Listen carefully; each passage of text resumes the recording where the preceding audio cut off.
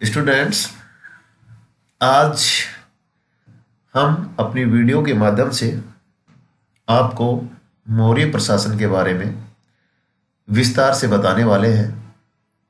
और जो PDF file चलेगी उसमें एक एक बिंदु पर पूरी विस्तार से आपको समझाया जाएगा। तो पीडीएफ फाइल से पहले हमें थोड़ा सा मौर्य प्रशासन का एक ब्रीफ में जानना चाहिए कि मौर्य प्रशासन में शुरुआत में क्या कुछ हो गया, कैसे मौर्य प्रशासन आगे चंद्रगुप्त मौर्य से शुरू होता है और अशोक के समय तक कैसे पहुंचता है, क्या नई चीजें उसमें लाई गई थी, वो सब चीजें हमें पहले देख लेनी चाहिए।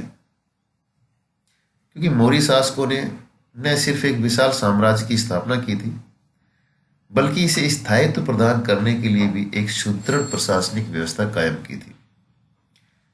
और इसी व्यवस्था में शक्ति का केंद्रीकरण राजा में हुआ और राज्य ने आर्थिक सामाजिक मामलों में भी दिलचस्पी दिखाई थी।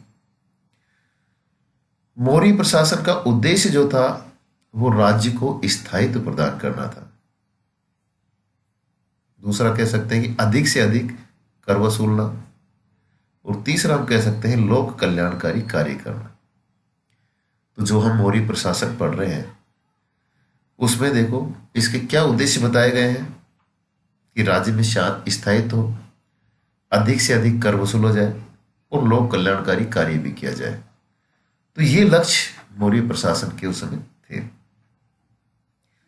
इस प्रशासन की शुरुआत चंद्रगुप्त मौर्य के समय से मानी जाती है, परंतु यही व्यवस्था बाद में भी परिवर्तित एवं संशोधित रूप से आगे चलती रही।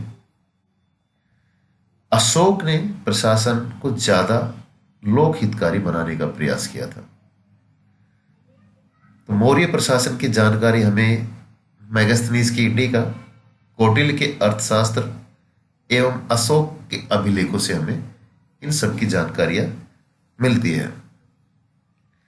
चंद्रगुप्त मौर्य के समय जो प्रशासनिक व्यवस्था थी, क्योंकि जिस समय चंद्रगुप्त मौर्य मगध की गद्दी पर बैठता है उस समय जो एक नया नया साम्राज्य था मौर्य साम्राज्य, उसके समक्ष बहुत कठिनाइयां थी। और मौर्य राजा ने अपने बाहुबल से, यानी कि चंद्रगुप्त मौर्य ने अपने बाहुबल से इस राज्य की स्थापना की थी। अतः इसकी सुरक्षा भी बल द्वारा ही की जानी थी, यानी कि बल द्वारा मतलब सेना के द्वारा ही की जानी थी। अब विशाल सेना के संगठन के लिए धन की आवश्यकता पड़ेगी। सेना तो तभी काम करेगी जब धन भी चाहिए। और सामाजिक आर्थिक क्षेत्र में परिवर्तनों ने भी राज्य के समक्ष उस समय नई परिस्थितियां उत्पन्न कर दी थी।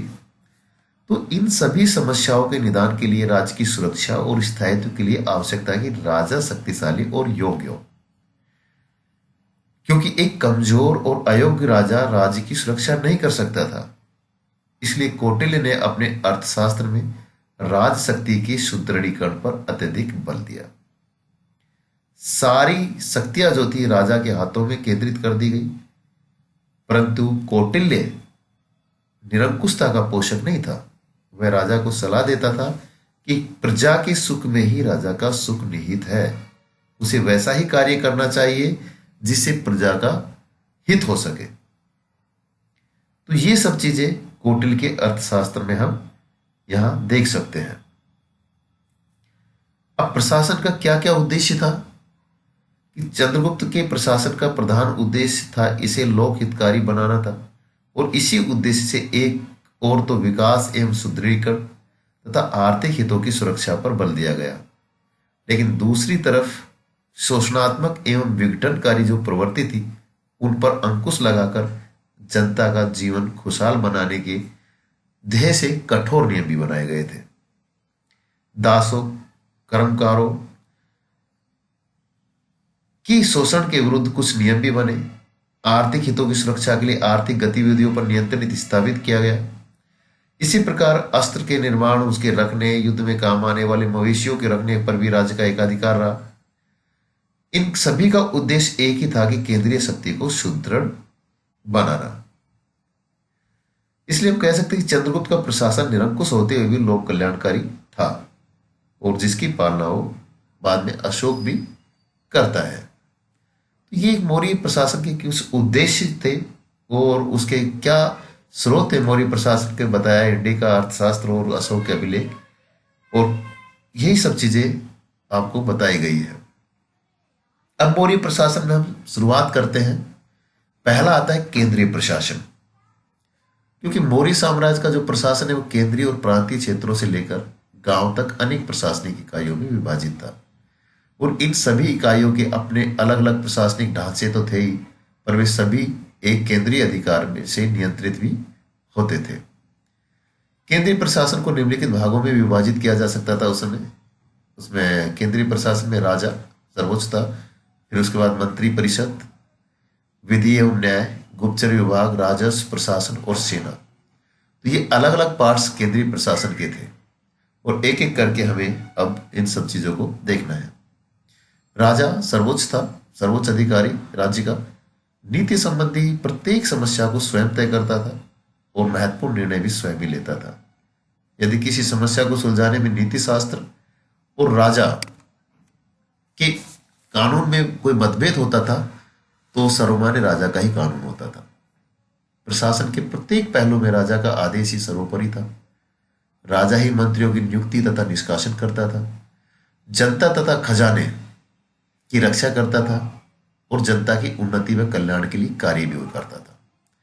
अपराधियों को दंड भी वही देता था। अशोक के समय तक यह विचार प्रचलित हो चुका था कि राजा को अपनी प्रजा के प्रति पिता के समान व्यवहार करना चाहिए, लेकिन इस पैतृक रवैये के साथ साथ सम्राट अपने अधिकारों के बारे में पूरी तरह से सचेत था। देवा नाम प्रिय की पदवी धारण करके अशोक ने ईश्वर और राजा के संबंध पर जोर देने का प्रयास किया। यह वास्तव में इस बात का संकेत है कि धार्मिक समस्या में भी अब राजा ने अपने अधिकार का प्रयोग करना शुरू कर दिया था। तो ये था राजा के पास अथाह शक्ति थी। कुल मिलाकर हम ये कह सकते हैं कि अगर कानून भी आड़े आता है तो निर्णय किसका सर्वोच्च होगा? राजा का ही होगा।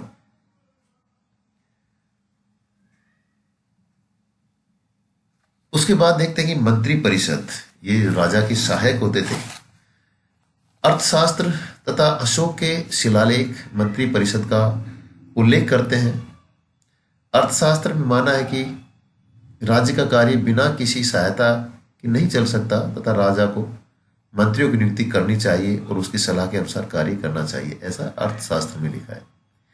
इसी प्रकार अशोक का गिरनार शिलालेख भी परिषद के कार्यों के बारे में बताता है विस्तार से, और मंत्रिमंडल से अपेक्षा भी की जाती है कि इस पर नजर रखे कि विभिन्न प्रशासनिक अधिकारी जो है वो विभिन्न नीतियों को लागू कर रहे हैं या नहीं कर रहे हैं। राजा की अनुपस्थिति में मंत्री उसकी नीतियों पर विचार कर सकते थे तथा जो भी महत्वपूर्ण समस्या राजा के द्वारा उन्हें सौंपी गई थी उन पर निर्णय भी ले सकते थे। तो मंत्री परिषद की मुख्य भूमिका एक सलाहकार समिति की ही थी, क्योंकि अंतिम निर्णय लेने का अधिकार तो राजा को ही होता था। सदस्यों की संख्या आवश्यकता पर निर्भर करती थी।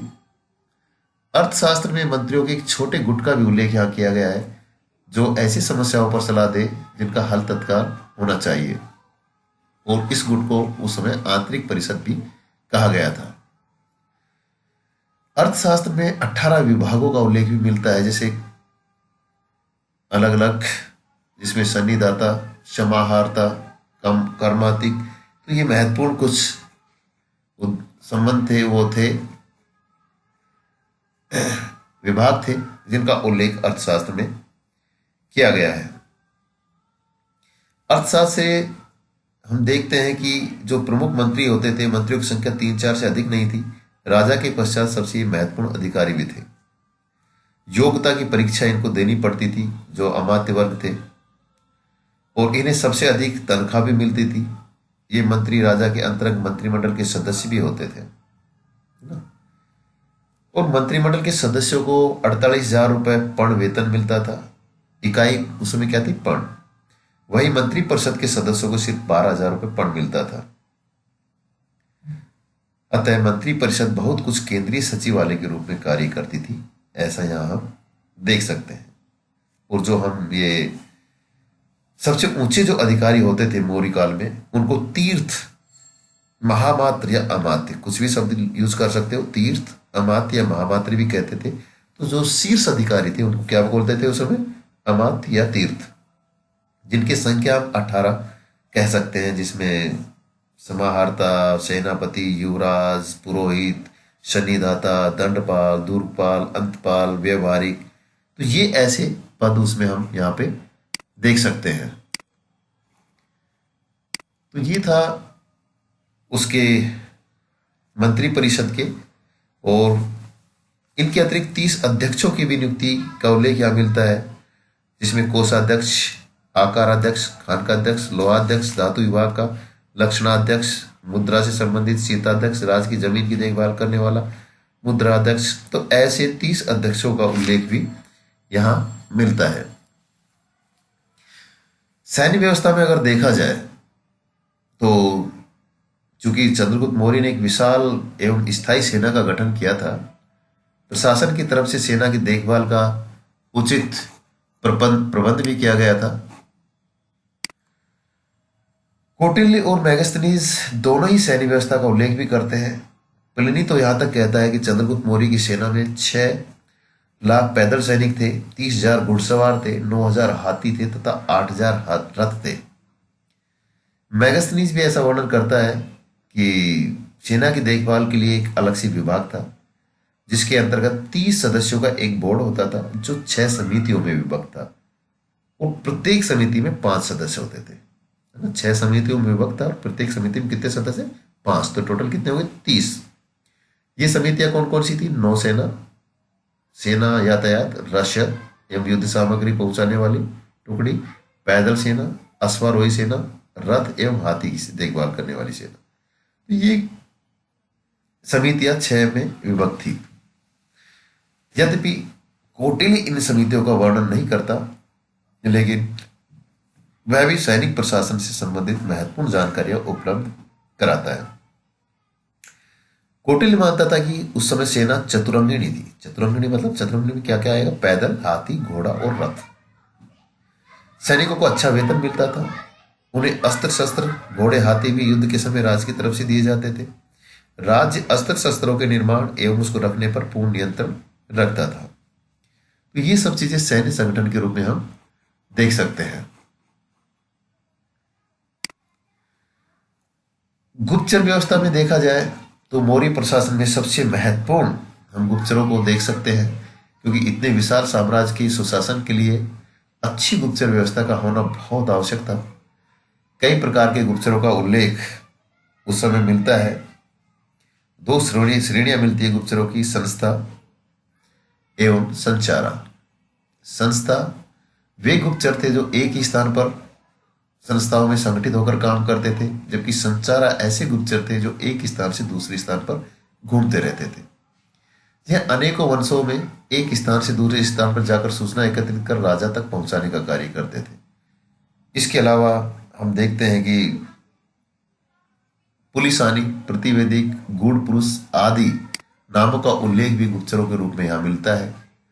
और इन गुप्तचरों का प्रमुख कार्य यही होता था कि जो संबंधित मंत्री है उनके ऊपर नजर रखे, सरकारी कर्मचारियों की गतिविधियों की खबर रखना, आम जनता की भावनाओं को जानना, विदेशी शासकों की गुप्त गतिविधियों का पता लगाना आदि सम्मिलित है। तो ये सब चीजें गुप्तचर व्यवस्था के अंतर्गत हम देख सकते हैं। उस समय कर प्रणाली थी कि राज्य के उद्देश्यों को पूरा करने और प्रशासन एवं सेना का खर्च जुटाने के लिए मौर्य शासकों ने विस्तृत राजस्व प्रणाली की व्यवस्था भी की थी। वस्तुतः समस्त मौर्य प्रशासन का संगठन इसी उद्देश्य से किया गया था कि राज्य प्रत्येक संभव उपाय से उचित एवं अनुचित अधिक से अधिक धन संग्रह कर सके। अर्थशास्त्र में विभिन्न स्रोतों का उल्लेख किया गया है जिनसे राज्य को राजस्व की प्राप्ति होती है। उसके अनुसार राज्य को मुख्यतः दुर्ग, राष्ट्र, खनिज, सेतु, वन, इन सब से आय प्राप्त होती थी, है ना। तो इन सब का उल्लेख यहां पर किया गया है। अब अगर देखा जाए प्रशासन में प्रांतीय उस समय व्यवस्था किस प्रकार की थी, तो वो भी यहां हमें देख लेनी चाहिए कि अशोक के शिलालेखों में हमें 4 प्रांतीय राजधानी का उल्लेख मिलता है, 4 नहीं 5 प्रांतीय राजधानी का उल्लेख मिलता है। तो जिसकी चर्चा करना है जहां बहुत महत्वपूर्ण है, क्योंकि प्रशासनिक सुविधा के लिए संपूर्ण मौर्य साम्राज्य को विभिन्न इकाइयों में विभक्त किया गया था उस समय। और सबसे बड़ी जो इकाई थी वो प्रांत थी। चंद्रगुप्त मौर्य के समय में प्रांतों की निश्चित संख्या भी ज्ञात नहीं है, लेकिन अशोक के समय में कुछ प्रांतों का उल्लेख हमें अभिलेखों से मिलता है। और उसमें देखते हैं कि उत्तरापथ, अवंतीरथ, दक्षिणापथ, कलिंग और प्राची, तो ये 5 प्रांत मिलते हैं। अगर राजधानी इनकी देखी जाए तो उत्तरापथ की तक्षशिला, अवंतीरथ की उज्जैनी, दक्षिणापथ की स्वर्णगिरी, कलिंग की तोसाली और प्राची की पाटलिपुत्र। इन राजधानियों का उल्लेख प्रांतीय प्रशासन में हमें देख सकते हैं। प्रोफेसर हेमचंद्र राय चौधरी ऐसा मानता है कि इनमें से दो, जो पहला दो है उत्तरापथ और अवंतीरथ, तथा अंतिम प्रांत जो पूर्वी प्रदेश है वो चंद्रगुप्त मौर्य के समय में भी थे। सौराष्ट्र भी चंद्रगुप्त मौर्य के समय एक प्रांत था। यहाँ का शासक पुष्यगुप्त था, वह चंद्रगुप्त के नियंत्रण में था। उस समय प्रांतीय शासक राष्ट्रपाल कहलाते थे। प्रांतीय प्रशासनिक व्यवस्थाएं भी केंद्रीय व्यवस्था के आधार पर ही संगठित होती थी और केंद्रीय सरकार प्रांतीय सरकारों पर कड़ी निगरानी भी कहीं कहीं रखती थी। प्रांतीय प्रशासन का प्रधान जो था कुमार या राजकुमार होता था, जो कि प्रांत का गवर्नर होता था। प्रशासन चलाने में महामात थे और एक मंत्री परिषद कुमार की सहायता से करते थे। प्रांतीय गवर्नर के रूप में आर्यपुत्र का भी उल्लेख मिलता है, जो राजघराने से जुड़े व्यक्तियों की ओर संकेत करते हैं। आर्यपुत्र मंत्री परिषद का राजा से सीधा संपर्क था और वह कुमार की गतिविधियों पर नियंत्रण रखते थे। कुमार यानी राजकुमार जो प्रांतों में थे। धम्म महामात्र धर्म से संबंधित समस्याओं को देखते थे। उनकी नियुक्ति राजा या राजकुमार कोई भी कर सकता था। उच्च अधिकारियों की दूसरी श्रेणी अमात्यों की थी तथा इस श्रेणी के भी विशेष अधिकार यहाँ पर दिए देख सकते हैं। प्रांतीय प्रशासन के बाद जो हमने बताए 5 और उसकी कुछ राजधानियां भी आपको बताई गई, उसके बाद हम देखते हैं कि स्थानीय प्रशासन अगर देखा जाए तो प्रांतों को छोटी प्रशासनिक इकाइयों में विभक्त किया गया था। प्रांतों को जिला या स्थानीयों में विभक्त किया गया था। जिला प्रशासन का जो प्रधान होता था वो स्थानिक कहलाता था। स्थानिक वह समाहर्ता के नियंत्रण में कार्य करता था और एक स्थानीय में करीब 800 ग्राम रहते थे। स्थानीय से छोटी प्रशासनिक इकाई द्रोणमुख थी। इसमें 400 गांवों को सम्मिलित किया गया था। 200 ग्रामों का समूह खावर्टिक कहलाता था तथा 100 ग्रामों का मिलाकर संग्रहक बनता था। प्रशासन की सबसे छोटी इकाई गांव थी। एक बार थोड़ा सा आप समझ लो, स्थानीय शासन एक कड़ी देखो आप, सबसे नीचे गांव, फिर संग्रहण, फिर खावर्टिक, फिर द्रोणमुख और फिर स्थानीय। ठीक है, स्थानीय में 800 गांव, द्रोणमुख में 400 गांव, खावर्टिक में 200 गांव, संग्रहण में 100 गांव और सबसे छोटी इकाई है गांव, जो ग्रामीण के जिम्मे होता था जिसका प्रशासन। तो ये निश्चित करना कठिन है कि ग्रामीण की नियुक्ति राज द्वारा होती थी या ग्रामीण स्वयं ही उसे चुनते थे, लेकिन इतना तो निश्चित है कि वह गांवों के बुजुर्गों की सहायता से प्रशासन चलाते थे। उसका मुख्य कार्य राजस्व वसूली एवं स्थानीय समस्याओं को निपटाने का था। वह अधिक अपराधों की रोकथाम भी करता था। ग्रामीणों की कार्यों पर गोप नियंत्रण रखते थे। एक गोप के जिम्मे करीब 10 गांव थे। गोप अधिकारी था प्रशासनिक। गोप और अन्य ग्राम प्रशासन के अधिकारियों के कार्यों की देखभाल करने के लिए प्रतिष्ठा भी समाहर्ता की मदद करते थे। और यह भी देखो कि जो यूनानी लेखक थे वो भी कहीं ना कहीं इस समय ग्राम प्रशासन की प्रशंसा भी करते हैं, है ना। तो ये था। अब यहां देखो, जो राजयुक्त और कुछ युक्त जैसे अधिकारियों की नियुक्ति की गई थी, उनका काम क्या था? भूमि सर्वेक्षण एवं मूल्यांकन, भूमि का निरीक्षण करना, राजस्व जमा करना, कानून और व्यवस्था को बनाए रखना, ये राजयुक्त और युक्त के कार्य माने गए थे। युक्त छोटे दर्जे का अधिकारी था जिसका कार्य अन्य दोनों श्रेणियों की सहायता मात्र था। ग्रामीण प्रशासन के स्तर पर अधिकारी स्थानीय लोग ही थे, उन्हें ग्रामीण कहा जाता था। तो इस प्रकार इकाइयों का ढांचा स्थानीय परिस्थितियों पर उस समय निर्भर करता था। गांव के स्तर पर प्रशासन चलाने और उनकी समस्याओं को सुलझाने के लिए ग्रामवासियों को स्वतंत्रता प्राप्त थी। तो ये गोप और स्थानिक नामक अधिकारी के बारे में भी आपको हमने बताया ही है। अतः ये स्पष्ट है कि मौर्य जो प्रशासन था वो शासन की सभी स्तरों पर अधिकारियों की एक बड़ी संख्या में नियुक्त करता था और इन अधिकारियों को नगद वेतन भी मिलता था। तो कुल मिला के देखा जाए कि मौर्य प्रशासन, जो चंद्रगुप्त मौर्य ने एक प्रशासनिक व्यवस्था कायम की थी और उसमें सत्ता का जो एक अत्यधिक केंद्रीकरण राजा के हाथों में हुआ था, इससे राजा के अधिकारों में अत्यधिक वृद्धि हुई। परंतु इस व्यवस्था के बावजूद चंद्रगुप्त निरंकुश शासक नहीं था, वह प्रजा की भलाई में दिलचस्पी लेता था। यही चीज अशोक के बारे में भी कही जा सकती है। बस ये देखते हैं कि इस प्रशासन की सबसे बड़ी कमजोरी यह थी कि सारी व्यवस्था राजा की योग्यता पर आधारित थी। राजा योग्य है, शक्तिशाली है तो शासन अच्छा चलेगा, कमजोर हो गए तो नहीं चलेगा। अतः जब कमजोर शासक गद्दी पर बैठे तब उसके समय में प्रशासन पर राजा का नियंत्रण काफी ढीला पड़ गया और इससे विघटनकारी तत्वों को प्रश्रय मिला और अंततः साम्राज्य के पतन का मार्ग प्रशस्त होता है। तो ये था मौर्य प्रशासन, जिसमें हमने आपको स्थानीय प्रशासन के बारे में भी बात की, जिनमें जनपद और ग्रामीण व्यवस्था की चर्चा थी, प्रांतीय प्रशासन की चर्चा की और केंद्रीय प्रशासन की यहाँ पे हम चर्चा आपके सामने काफी हद तक की है। तो ये था मौर्य प्रशासन। Thank you.